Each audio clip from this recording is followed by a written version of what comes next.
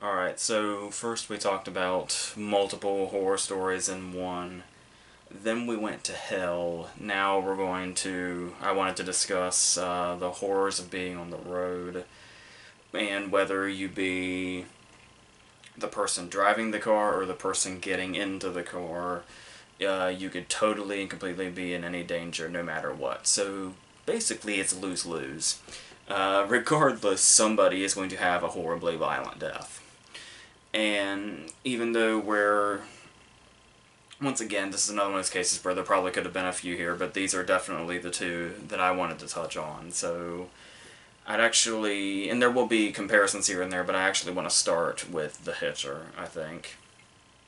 And unlike most movies, to look at The Hitcher, I want to kind of, while the director, Robert Harmon, is obviously commendable here, I kind of want to jump to the screenwriter, Eric Red, who apparently got the idea to write this movie from the Doors song "Riders on the Storm." Makes perfect sense. And we look at this, and obviously you see and hear the lyrics of those songs. You kind of get the vibe already, but this movie just does something that you really don't see often, though the fact that it's now, what, 31 years old.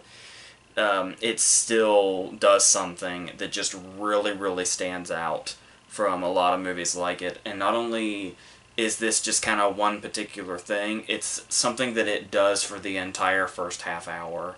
And that's what makes it stand out. And that is, you look at the opening, and it's the opening credits, as you would expect. And it's just C. Thomas Howell driving by himself. And then it starts to rain, and then lo and behold, Rutger Hauer is in this rainstorm, hitchhiking. And usually you kind of, like if you look at Freeway, for instance, you see how a lot of movies are all about their build-up, and all about kind of really introducing something before, and just kind of building and building until we get to the direction we know the movie's going, basically. Well, this movie takes full advantage of the fact that we pretty much should know what the concept is going in, because there is no build-up. There is no getting to know the characters. There is no nothing. This movie is what it is from the second the characters meet, which is like 30 seconds in. Ryder gets into the car, and they say their names. That's the most we get, backstory-wise. And then there's no kind of facade. Like, he's just immediately kind of standoffish and a bit threatening and off-putting. Because there's the moment when he sneezes, and of course, Jim's response is, "Bless you." Now, usually, and it's something so small, obviously, like this, but it's just something that hits you immediately. Usually, especially when you're putting on a facade or kind of a nicety or whatever, you say just a nonchalant thanks or whatever, and you kind of immediately notice that Ryder doesn't respond to the bless you. And like I said, I know it's this weird thing that we've just met this character, but it's like, that's just, all it takes is that one thing, and you're like, huh, he seems off, just because of that one thing. And then it keeps going, and then he says, maybe 10 seconds later, Jim asks, "Where you headed?" And Ryder doesn't respond. He asks for a cigarette instead. And it's like just these two little things, you're like, wow, I'm just uncomfortable already. And once again, the movie has probably been on for 60 seconds up to this point. And then finally, there's this really great moment when, obviously, Jim is starting to get uncomfortable. And so he finally says, "What do you want?" And Ryder starts to laugh. And he says, "That's exactly what the last guy said." And in another movie, and pretty much any other movie, this is the moment where as soon as he says that, there would be like a music chord to let everybody know, oh, shit's about to go down, it's about to get really intense now. But there's no music used in this scene that I remember, particularly not in this moment. when that's just a line that goes by as if he said anything else as casual as possible. And that's when you start to realize that this movie does not have cliches in this scene, and it's because the movie is moving so quickly. It's like, even if the cliches wanted to be in there, they can't catch up, because the movie is moving that fast already. And that's what I really love about this, and it tries its absolute best. Like, we do the whole cat and mouse angle, where it's like, Ryder's here and Jim's here, and that's always the way it is, and one's going after the other. It's almost like that's what the cliches are doing with the movie itself, but the movie is always ahead, and the cliches can never catch it. Because it always just, when it seems like there could be a moment there, it just kind of keeps going in its own direction. And that's one of the things that really makes it stand out, I think. And that actually continues, even after he finally comes to his senses and kicks Ryder out of the car. Now, before we go into the rest, you might be thinking, like, there's the whole thing of, why didn't he do that sooner? Because obviously it was very, as we were talking about, very, very early. We're like, wow, this is just uncomfortable altogether. For starters, it could be, Jim could be one of those guys to where it's like, maybe he doesn't like confrontation, maybe he's afraid to kind of provoke something, because he doesn't know this guy and he's put off by him, so he's going to get as far as he can and then just hope he can get him out of the car and things will be fine. But it's only when things really escalate that he finally gets to that point. And it's kind of like, I think another reason he didn't kind of react right away and do what necessary, kind of like with when they were stopped by the roadblock. And it's like, well, there was your opportunity. I don't care if he had a knife. I'm sure they have better weapons. But it's like, at the same time, the movie is moving so fast, much like us, an audience who aren't used to a movie that starts this fast and just thrust into a situation like this. This is real life for him. So it's like, this is probably so confusing and disorienting at this point, to where it's like, he does not have time. Like, his brain, like the cliches, are just trying to catch up. And it's like, he just has...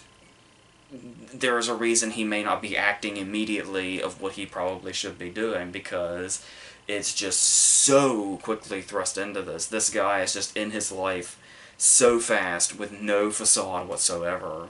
And it's like, that's enough to completely throw you off track and not really know what to think, or a lot of the times what you yourself are doing.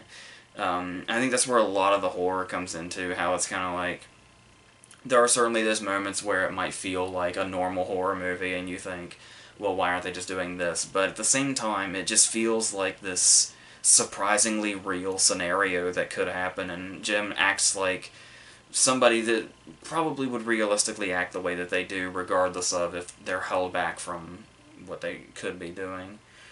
But I say this continues on because it's like, we're not even 20 minutes in yet, and he's already kicked Ryder out of the car, and he thinks, oh, thank God for that, and we're going to keep going. And then suddenly Ryder has found his way ahead of him in this car with this family. And they've got a little girl in the back that he's hanging out with. And you think, oh no, well, we've seen movies before, how's this going to go? How is this family going to, not get killed? What's Jim going to do about this? Nothing. An entire family, including a child, gets killed less than 20 minutes into this movie. and once again, we're just starting off. We've got about an hour 20 to go. And they do not shy away from this. And that just kind of puts us in this world that we're not expecting to be in when we start a movie like this. So when it goes on, it's kind of like, after a while, it's like Jim is literally in hell. Because eventually he reaches a gas station, but then it's like, nobody is there. It is absolutely totally empty, like it is completely abandoned, like this whole area. There is just no sign of life whatsoever. But then at the same time, it feels like Ryder could be anywhere, lurking around here. Especially when we start finding bodies. And then it's like, just when you think, it's like, oh, this feels like literally being in hell. What does Ryder do but make a shitload of fire appear by blowing up the gas station just as soon as we have this thought. And you can take it in this whole other maybe more supernatural direction, kind of like, is Ryder straight from hell? But then there's also stuff like, is Jim totally insane, and is Ryder a hallucination? And obviously we figure out that that's not the case when the cops come in, and he's becomes a character that more people than just him and maybe one other person see. But it's one of those things that if you're on a first time viewing, it might be fun to toy with in your head of if he's actually a person or all the other different things this could be. But yeah, it's pretty easy to see he's just a person, but that's the thing that makes it really damn creepy, is that he's just a person. Especially when we're getting bombarded with so many paranormal movies in the last however long it's been. And so, and another thing that really brings this forth is what Rutger Hauer brings to the table. Obviously, he's like the perfect casting choice, which is an absolute given. But then there's also the stuff like, I guess a lot of people criticize the movie because Ryder gets no background. But really, Jim doesn't get much of one either. And I think that's like, I wonder why these people, when you look at the setup and the way it's executed, it's kind of like, why do people want a Ryder backstory? What purpose would it serve here to where it wouldn't look like it's just getting in the way? Because that's where the whole horror comes from. It's like he just drops from out of nowhere into his life and will not go away. He cannot get rid of him. And that's the horror, is not knowing what your threat is, even if it's sitting right beside you. So I've never been quite sure where that criticism comes from. And I love the whole idea that it's my understanding that C. Thomas Howell was actually like legitimately afraid of Rutger Hauer while they were filming because of his intensity. And then there's the whole thing about, I guess he was like impressing people left and right on the set, all the way up to the stunt people, because of the stuff that he actually does on camera and how little of the stunt work is his stunt double. So all that just makes him a really memorable character, let alone the setup itself. And then once again, when we're going against what we think we're expecting here, we're introduced to Jennifer Jason Leigh, and it's kind of like, okay, I see where this is going. And it does hit a bit of a snag here, because while I do like her character, she does suffer from the whole, well, she makes pretty drastic decisions really fast in Jim's favor, despite really not knowing who he is, and the fact that he could totally be a serial killer, but it's really, I guess I can kind of see the way he was able to convince her, even if it started with covering her mouth in a bus bathroom with a gun to her head. But but I suppose enough to where it shouldn't bother you all that much. The way they approach how she sees it from his perspective. Pulling a gun on the cops to save him might be a bit of a stretch. But the thing here is that what they do with her character, regardless of all this stuff, because this stuff is not going to matter. Because you think from this point, when she starts to believe him, it's going to be, well, she's his love interest, and it's the two of them now. And they're going to go off, and they're going to stop Ryder, they're going to deal with the cops, they're going to get all this sorted out. That's what you think, of course. And not only is that cut off rather quickly, but it's the extremely gruesome manner in which it is. Because it's not just just alone killing her off before we get to a big climax, or before anything can really blossom between them apart from the fact that she believes him now. It would be enough if they killed the character, but this movie goes so many steps farther in the fashion in which that happens, and it just really keeps hitting you with this stuff, and just really feels like it's, I know there's a lot of criticism when it came out, not just about the writer stuff, but also just how very uncharacteristically gruesome it was for this kind of movie. Obviously, horror movies were, there were gore fests out there for sure, but a movie with just this simple of a setup, people were not expecting the kind of gruesome shit that they saw. All the way from, the dog, gnawing on the dead cop's neck, or the finger in the fries and all that. like I said, even the just suggestion of what happens to Jennifer Jason Leigh's character, that we hear more than we see.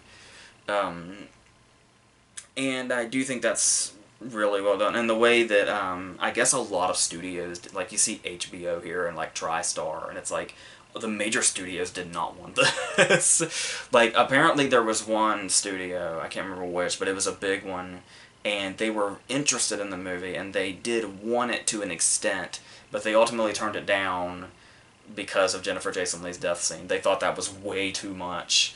And they weren't, you can't just take it out of the movie. So they just had to keep looking until they finally got into TriStar's hands, and the rest is history, I guess. If there is something that can probably be changed, I'm sure there's a few things. One that stands out for me, I don't know how popular this opinion is, or unpopular, I should say. I think the chase scene, I don't know how I feel about the chase scene. It feels very kind of... Because the thing is it's pretty clear that, I guess another thing that the studios talked about behind the scenes was how it was pretty much just a straight-up horror, and how they couldn't really even try to promote it as, say, like, a thriller or a psychological thing. They were like, no, this is just straight-up fucking horror. And so it kind of, in this moment, and more or less in this moment only, it becomes an action movie. Like, there's an actual action scene that looks like it should be in a Mad Max movie or something. And I not only do I think it kind of feels out of place tonally, but also the whole... I mean, like, it would probably work in another movie in a totally different context, but here, like I said, not only does it feel out of place with the tone, but it's kind of like, this is the moment where it's really like, dude, what are you doing? It's like, you already look guilty, and now you're gonna start shooting at the cops while running away from them. I know they're shooting at you, but I mean, how even... I'm kind of vague on how we get to this point. I've seen the movie a few times, and it seems just always kind of like... It just feels like we got to a totally different place that doesn't really belong here in this moment. But then there is the moment after this where it does find its horror ground again, and there are some really creepy moments, particularly right before Jennifer Jason Leigh's death scene, when Jim is like in the bathroom, and they're in the motel, and Ryder is in the room. We don't know how he got here, we don't know how long he's been in here, but he's not even hiding. He's right up against the wall in the shadows. But even in the shadows, he's not really hiding. He's right there in plain sight. She just happens to be sleeping. And then it's like, oh, that's creepy. That can't get any creepier. Cut. Cut to Jim in the bathroom, cut back. He's laying in fucking bed with her, and she doesn't realize it. And so that makes for some really great creepy stuff that probably... This movie may have benefited from having more of, to where it would have felt less like it was going more for gross out or more for action. To where if it kind of more so embraced the horror of it and kind of had those creepy moments in it. And just more interaction with Ryder in general. I do really like the moment too when he just appears at the diner and just sits across from him and then just vanishes practically.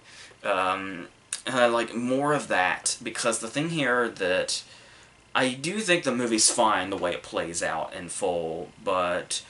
And I think this was kind of a missed opportunity in the remake as well. The remake with Sean Bean in 2007, because that Red also wrote that. Like, there was no somebody took Red's script and then remade it. Red wrote the script for the Sean Bean movie, too. And so it's like, there could have been... We kind of wanted to just maybe see him do more of, like... Yeah, remake it, but maybe take it in different directions. Like, for instance... I really like the whole thing about how it seems like there's nobody else on Earth except for these two, unless there's other victims that Ryder gets to kind of amp up, you know, the stakes here. So it always kind of is a bit of a downer for me when the cops come in. And you can have cops, but they become so incredibly prominent by the time we get to, like, the hour mark and then forward. And like I said, they're the reason the chase happens. So, and obviously the movie is at 98 minutes, but it's like, and the remake really cut down on the time too. It's only like 84 minutes or something. So it's like, do that. Like, make an 80-minute movie, but make it, like, just them. Like, make it, like, the first half hour of the movie. Only feature length, but a little shorter than it is. And I think you could have something really insanely intense and maybe a bit more cerebral and certainly more psychological.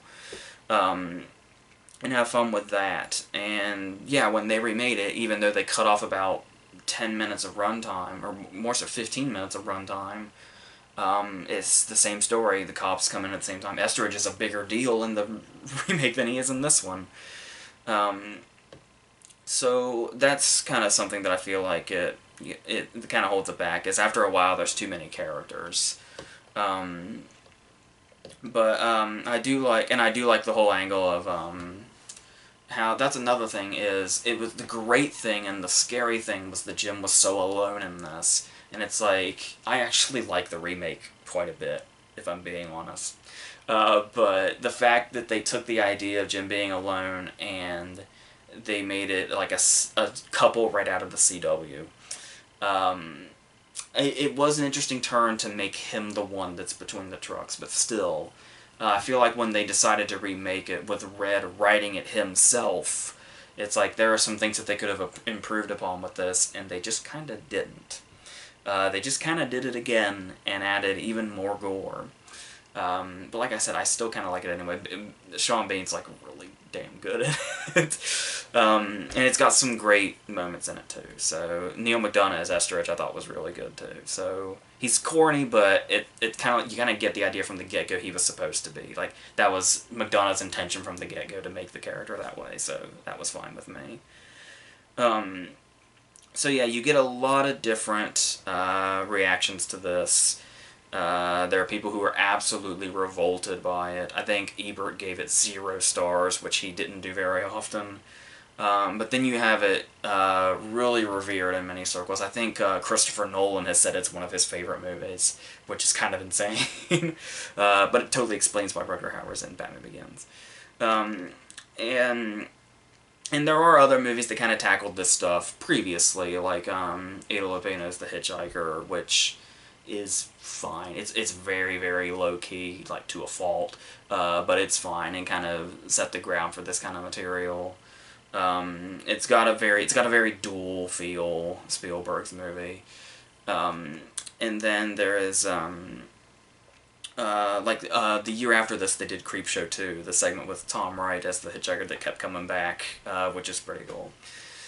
So it did inspire stuff, but I still think there were some lost opportunities, and with the whole kind of just playing with the I know taking the cops out kind of takes out that whole I know this is a cheap go-to way to put it, but there's no other way to put it. The Kafka thing is kind of the purpose that the cops serve, so I get it, but I still think taking a lot of characters out of it and just making it like 2 or 3 with victims here and there would have been the way to go to make it something really, really memorable. But as is, it's still perfectly fine and really set ground for material like this, and obviously a lot of that is owed to Rutger Hauer's performance and the fact that they just totally say fuck you to all the cliches and then just go right for it from the get-go and do not even have an ounce of wait for it. It's just there right from the start and then goes with it, so that's very commendable. Now, going on, like I said, the opposite approach with Freeway, where Freeway is about 40 to 45 minutes before we get to what we're doing, in a movie that's only an hour 40. But let's back up a little bit and talk about the fact that, if you aren't aware, I'm probably going to say too much if you haven't seen Freeway, but regardless, if you're interested, if you don't know, Freeway is a psychotic thriller with quite a few comedy elements in it, that is the psychotic thriller retelling of, get this, Little Red Riding Hood. Yeah. So, all the way up to really unsubtle names like Bob Wolverton. So and it's, I mean, I guess that's the approach. Like, they're not trying to hide or anything. There's the whole, animated opening, which is fantastic. But then there's the moment when she's like watching the cartoon where it's actually the wolf in a car, trying to taunt the Little Red Riding Hood that's walking beside him, just before it changes to the news footage of Bob's murders. And obviously, with Sutherland being our wolf here, Reese Witherspoon leaves the house, going to her grandmother's house, wearing a red leather jacket and holding a basket. It's all right there. There's no hiding it. There's no underlying theme. There's no subtleties here and there. This is exactly what it is. It's Little Red Riding Hood, just with fucking gore and graphic dialogue and everything else. So, we start off, before I go into the rest of the movie, I should probably do something that I've done many times before and will no doubt do many times more, and that is praise Reese Witherspoon to the heavens. So let me get that out of the way real quick. We look at the character of Vanessa, and we start off, the very first scene of the movie is her in school in this special class, and we realize that this is a 16 or 17-year-old girl. She might be supposed to be younger, actually, maybe 15, I don't remember for sure, but she cannot read. She cannot read. Reading the sentence, "the cat drinks milk," is a massive accomplishment for her, and and results in applause and making out with her fiance Bokeem Woodbine. And what she does with this character is, obviously she's supposed to be like this tough as nails, rebellious teenager type, where she thinks she's the tough as nails type, but she pretty much is. She proves that throughout the entire movie. And she plays it up as, even though she's like that, and she's the kind of a character that, if you were to actually know her in real life, you'd probably just dismiss her as, like, common street trash. And, well, she's going nowhere, she's unpleasant, she's vulgar, she's unlikable. But then we get to know her pretty quickly, and even though that's kind of the character type, Witherspoon has such a way of playing her that makes her, like, instantly lovable and sympathetic, while also kind of being that standoffish way, where she has that impressionable way about her, and that kind of naive way to where we understand how what her life has been has probably affected her up to this point, up to and including her extreme lack of education and knowledge about most things. And once again, we have these moments where she can be really, vulgar and really in your face, but at the same time, she'll, like, turn it completely around in the same scene and just make her so sad and sympathetic. There's a particular moment at the very beginning, after Amanda Plummer and Michael T. Weiss have been taken away, and she's saying that she doesn't want to go back to foster care, so she turns to the cop, and she's like, "Can I just stay with you?" And she just says it just kind of like that, like, just kind of puts it on her. She's like, "We can just do that, because I'm not doing this bullshit." But then when the cop says that they can't do that and she won't do that, it's like you can see that Vanessa kind of takes... And she tries to play it off like, well, fine. But you can see that she takes it as, like, a personal rejection, and it makes you feel awful for her. And then as she goes on... And the thing about it, too, is this very kind of innocent southern accent voice that she's doing. That kind of contrasts the vulgarity and potentially violent nature of the character. Where she has this... Not only does it do that, but it also kind of adds a comedic nature to things that may not necessarily have that. But it's strictly because of her delivery. This scene when she's talking to Bob, when she thinks he's just, trying to get to know her and her problems and help her, and she's telling these horrific, terrible stories of her sexual abuse, but it's like between her delivery and her voice and her word choice, she's making it kind of darkly funny, too, which takes a shitload of talent with the kind of stuff that she's saying. To kind of give you that guilty laugh throughout these stories. Like how she has that voice and she says stuff like, "I feel like I have daddy's fuckhole tattooed on my forehead." Or even later in the movie when she's become very aggressive, and she's finally able to defend herself, and she has lines like, I get claustrophobic sucking strange dick, or I'm pissed off and the whole world owes me, and it's like, because she never leaves this character but is able to go to these different places, it adds all these different layers to her, how sometimes she can be funny, sometimes she can be borderline scary, sometimes she can be tragic. And it's all in the same time without ever missing a beat or feeling like she's changing something that is changing too much of the character. It all kind of feels like the same person, despite all the different directions she goes, because of this kind of center that stays right where it's at, that she was able to find before she even went into this, and that's the heart of it. That she was able to find that is what makes this performance what it is. And there's even the moments when she has the gun to Bob's head and she's saying she's going to kill him, she's going to shoot him, and if you've seen the movie before, we know this is true. We know that she means it. She will kill, but her threats are so childlike that they're almost endearing, while it's the fact that we know that she's totally capable of bringing death to other people, violent death. But it's the way she says, I'm gonna shoot you a whole bunch of times. But it's like, it sounds so childlike, but we know it's true. And that's the fucked up thing, that she just plays so beautifully. So I absolutely love her in this, and it's one of my favorite performances of hers, if not my favorite performance. Election and Wild are really close to that too. So, but before we get into the kind of more horror aspect of it, there are other characters in here, like Amanda Plummer, I just mentioned. Amanda Plummer is only in the first 10 minutes of this, but it is something to behold. She is one of those characters, she's one of those performances where she's playing the druggy mom.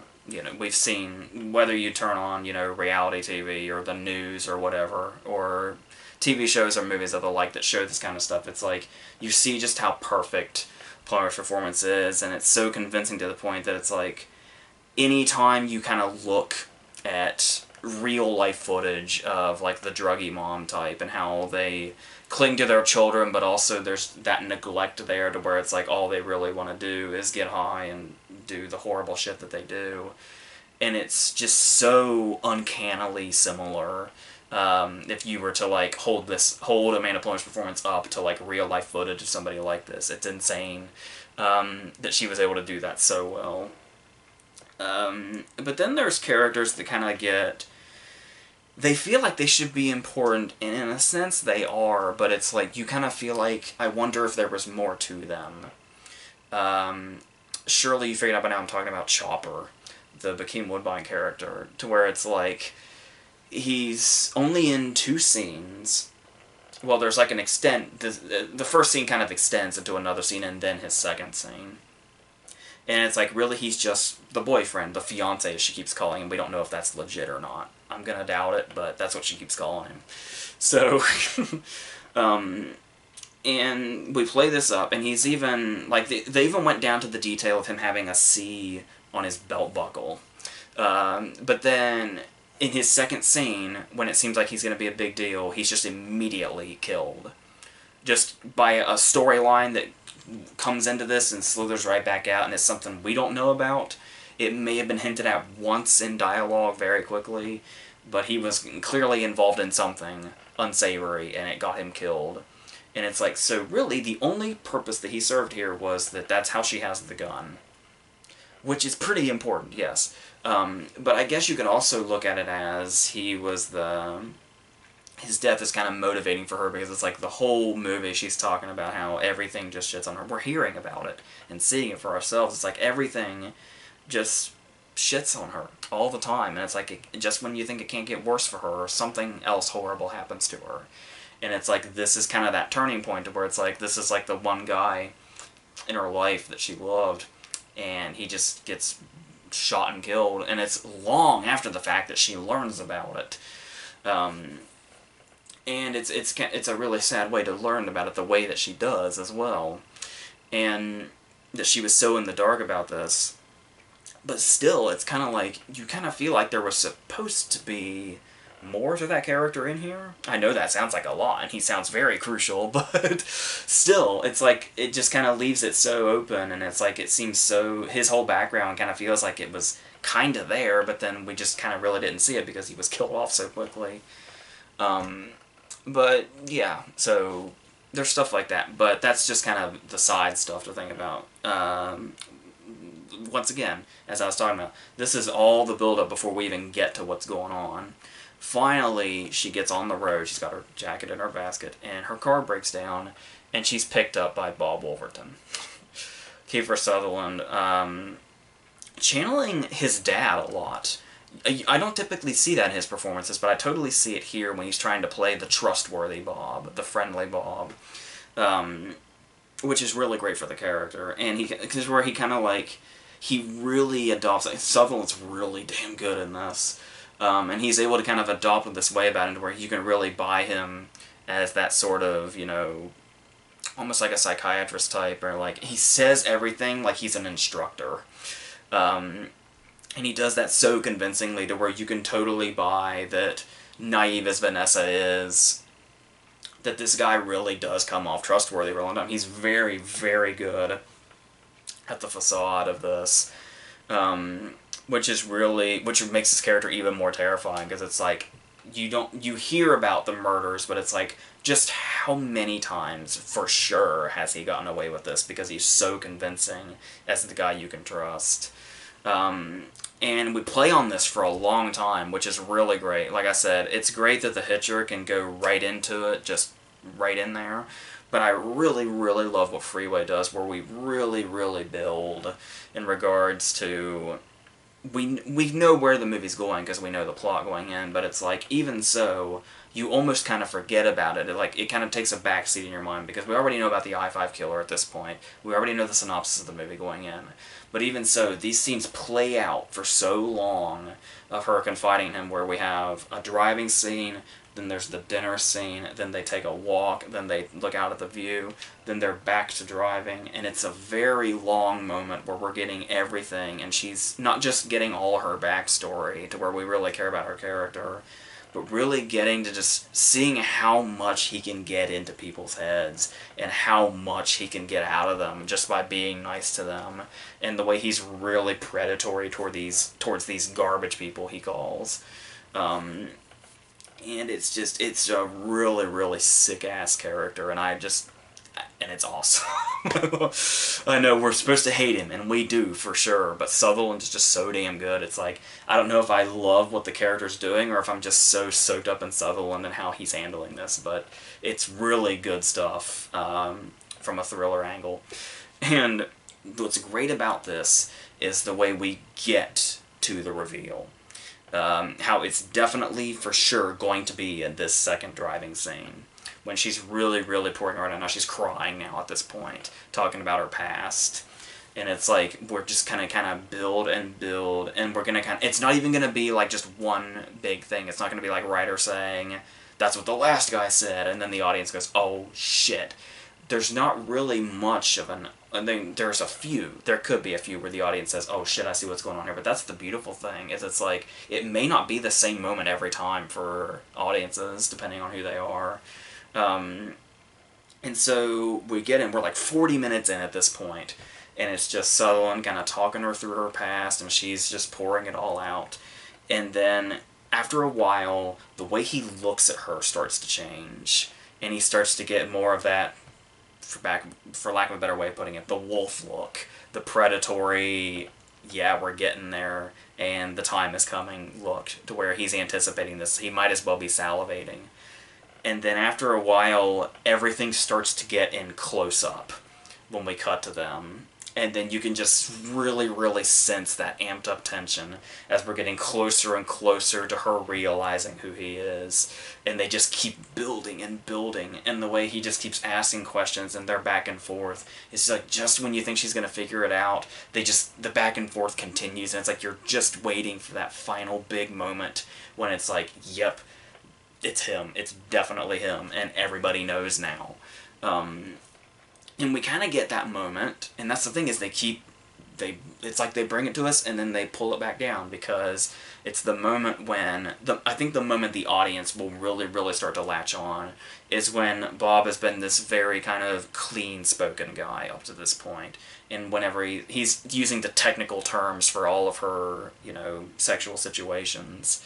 It's like saying, you know, even when he says ejaculate, it's like you can tell he's getting to the more unsavory side, but it's like it's still very doctory of him. And then the final turning point up to this point, to where he's never said anything kind of remotely vulgar up to this point, except technical terms back to her. The line, "Did you like it when Larry fucked you?" And it's like, that's when you think the turning point is. And then she even calls him on and says, "You piece of shit." And she's like, oh, it's finally occurred to her, he's bad news. But he keeps playing it up. He's like, "I told you this was going to be uncomfortable, don't break this." And he keeps it up. And that's the crazy thing. And the way the scene keeps going. And we do finally get to that moment where she finally figures it out. And he doesn't even, like, give her a yes. He just kind of smiles at her, smiling all proud-like, as she puts it later. And it's an ingenious scene, the way it just keeps on going. That's the beauty of it. Like, usually that would be, like, a problem where it's like, yeah, we get it, let's move on. But no, that's the beauty of the scene, is that it just keeps going. And I just absolutely love that. And then, obviously, this scene descends into Vanessa being able to get a hold of Chopper's gun, and how we've seen the way Bob transformed into the wolf, and we've seen his real side, and how vicious he is, and how deadly he is, and how just full of hate and rage he is towards people like Vanessa. And then the second, like the absolute split second, Vanessa has that gun to his head, he just crumbles instantly. And we could say maybe that's part of the facade, because it does sound very fake when it's coming out of him, when he's like apologizing, saying, "Oh, I'm sorry, I'm sick." But at the same time, it's like, it does feel like somebody who is just, was so big and bad now, but when he realizes he's not, and this is like, the situation's never turned out like this for him, it's so easy to see that a guy like this can just crumble like that, and just become this really pathetic sight. It's like, watching him be pathetic is almost harder to watch than him talking about what he wants to do and how he'll, like, fuck her after he's killed her and stuff like that. It's like, just watching him be pathetic is like, oh, dude, I cannot watch this. That's the beauty of what both of them bring to this scene, on top of, I haven't even mentioned Matthew Bright's name yet, the writer-director, who was just fantastic when he made this. I know he also made that controversial movie Tiptoes, where Gary Oldman played the little person with Matthew McConaughey. But he made this first, and this is what we're praising him for. And the thing about this movie is, we talk about how crazy it is. And it's like, there was a lot of build-up to it before I saw it. It's like, you look at the rating, where it says rated R 4, and on the back it says rated R for strong, lurid violence. And it's like, that's not an adjective you hear a lot from the MPAA. In fact, I don't know that I remember hearing it outside of this movie. And that's just how weird and crazy the violence itself is. And then there was a moment when, I think it was Leonard Maltin, his movie guide, where he just gives these tiny little mini reviews for, like, all movies. And if there's a movie with gore in it, he'll end the review with "not for the squeamish." And that'll be it. His review for Freeway ends with "not for the faint of heart." It's like, holy shit. Now, with all that build-up, it may not be as intense or crazy or bloody as you're thinking, but it's just kind of the visceral way that it's shot, how a lot of it's in close-up. And then there's stuff that just feels totally visceral, but like I said, at the same time, this movie has such a wicked sense of humor about it. There is the moment when Bob finds his way to the hospital, and he's on the table, and he's just heard about all the different shit they're going to have to do to him to keep him alive. And he's got his face bandaged up, and there's blood everywhere, and he's, like, shrieking. And Dan Hedaya is there, and we get the point of view shot from Sutherland. And Dan Hedaya is like, "Is this the person who shot you?" And it's a picture of Vanessa from, like, her yearbook, just making a goofy face. But off-screen, looking at this picture of Vanessa, we can hear Bob shrieking and his heart monitor going crazy. And this is so fucking insane, this movie. It's like, I have no idea where the hell this came from. And it was like the first time I ever heard about it was it was just laying in one of those Walmart bins years and years ago. And I wasn't sure if it had a following or what. I knew it had, like, mostly critical acclaim, and that said critics thought it was totally fucking crazy. But it's like, I really hadn't heard anything about it prior to that. And so, like I said, we go forward, and it keeps up that sense of humor through the whole thing, no matter how dark it gets. It actually, you could probably say it gets lighter as it goes. I do think it's not as strong after she goes to prison than it was in the first half, but still, just Witherspoon just keeps everything that we love about this movie here with her performance throughout the whole thing, and just really gives it this crazy-ass sense of humor. There's the moment after she thinks she's killed him, and she still has that innocent way about her, that very, innocent girl in over her head, not sure where she is thing. It's like a lost girl or whatever on a journey. She's just completely drenched in his blood. And she's just going about normalcy, walking into this diner really late at night.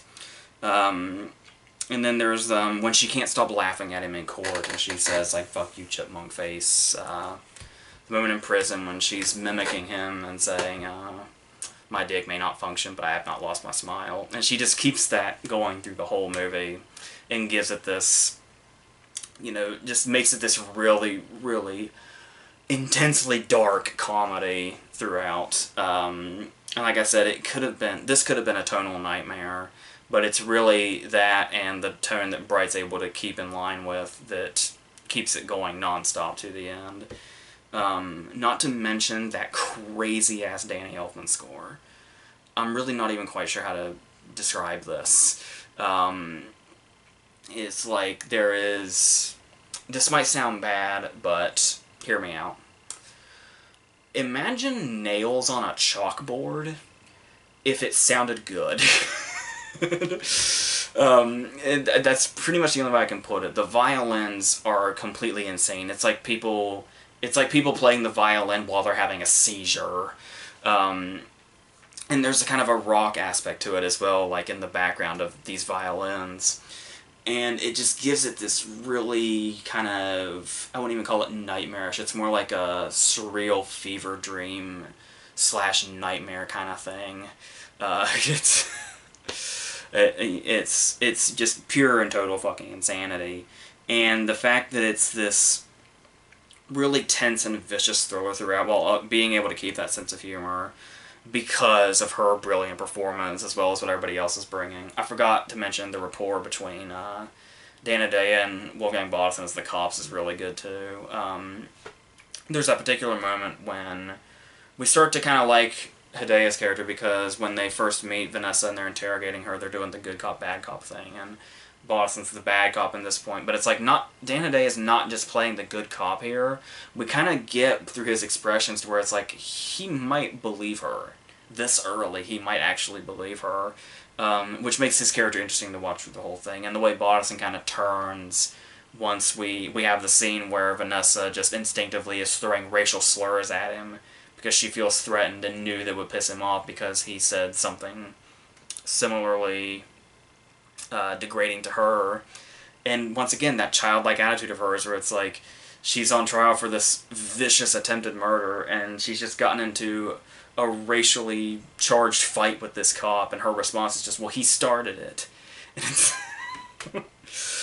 But then once he learns about Chopper, then he's like, oh, maybe there's more to her, and then he starts to piece together what's going on. So it's all really, like I said, the first half is probably much more compelling and intriguing and kind of has that more almost horror aspect to it than the second half, even though the second half does bring us like Elena Ubach and Brittany Murphy and stuff like that, which is good. But yeah, still, overall, the whole thing is a great product. We have Brooke Shields in there, too, as Wolverton's tortured wife, who is driven to the absolute ends by this situation in a very...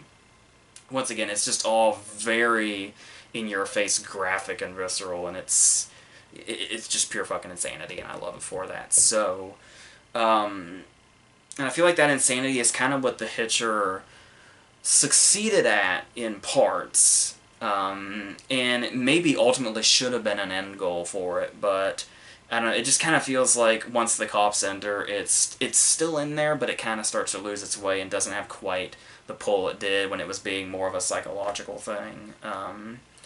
Whereas Freeway is just absolute insanity from beginning to end, with one of my favorite actresses giving what's probably my favorite performance of hers. So obviously I'm going to go with Freeway, but Freeway was also like one of my favorite movies when I was a teenager, so thankfully it has not lost its luster since then, as movies you love as a teenager often do when it's 10 years after the fact. So, yeah.